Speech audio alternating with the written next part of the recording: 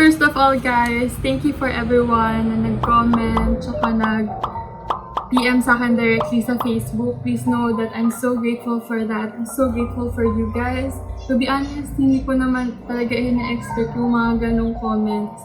My main goal there was to really help someone after na nakakaranas ng symptoms na yan. And if you guys haven't watched it yet, I will link in the description box below para panoorin nyo right after ng video na to. How are you guys? Welcome back to my channel. Thanks for tuning in, and in today's video, I'm gonna be sharing to you my mental health journal that I did a few weeks ago. If you don't know yet guys, in my YouTube channel, I'm doing bullet journal. So basically, when it comes to journaling, hindi ako newbie doon. But I have to be honest na pagdating ito sa mental health, this is my first time doing this. I don't know, feeling ko it takes courage para gumawa nito. For me nahihirapan kasi ako i-take down notes, yung mga nararamdaman ko. Siguro na unconscious ako, ganyan, or hindi ko alam. Basically, hindi ko siya nagagawa before kasi natatakot ako. And finally, to help myself, try ko siyang gawin today. And another reminder, please do not judge people for their struggles.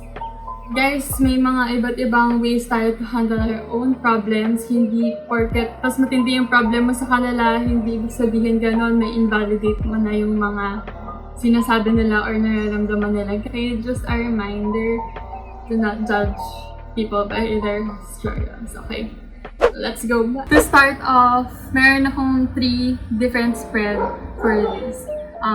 Gusto ko siya maging simple as much as possible. First is my gratitude spread.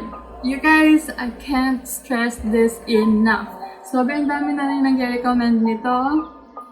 Sobrang dami na rin videos tungkol dito. And sa mga hindi pa nakakaalam ng concept na to, basically, isusulat mo mga bagay na thankful ka, na grateful ka nung araw na yon. This helps me to stay motivated and somehow find the good things in every bad situation para kahit papano, maging okay tayo at the end of the day. Second guys is, I don't know if this will sound hilarious for you guys, pero for me, I'd like to appreciate the small efforts that I am doing every single day. So, etong spread na to is basically kung anong proud ka na ginawa mo nung araw na yon. Sobrang hirap ito guys, I tell ya. Kasi iisip ka talaga ng way para maging proud ka sa sarili mo, and iisip ka kung ano yung mga dapat ikaw proud mo. Yung mind natin, laging hinahanap niyan yung mali, yung kulang. So, gusto ko lang i-train yung sarili ko araw-araw na ibahin yon, na isipin ko yung mga nagawa ko kahit maliliit lang na bagay nung araw na yun. And last but not the least is yung mga prompts. Gusto kong pag-isipan like every night kung ano yung nagpapasaya sa akin, kung ano yung mga overall goals ko para alam ko kung bakit ko ginagawa yung ginagawa ko, and kung ano yung sabihin ng confidence sa akin. Kasi to tell you guys and to be honest, for the last few years, pababa siya ng pababa. So, my goal is to really regain myself. And kung wala naman kayong masyadong maisip na ilalagay, pwede nang gayahin to. Basically, gratitude, list of the things that you're proud of that day, and happiest goals, and confidence prompts.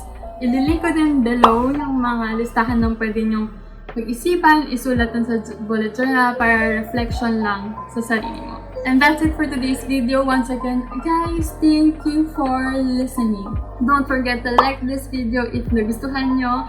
Comment down below para ma-feature kayo sa next video ko. And don't forget to subscribe if you haven't yet. Thank you so much. Till the next one. Bye!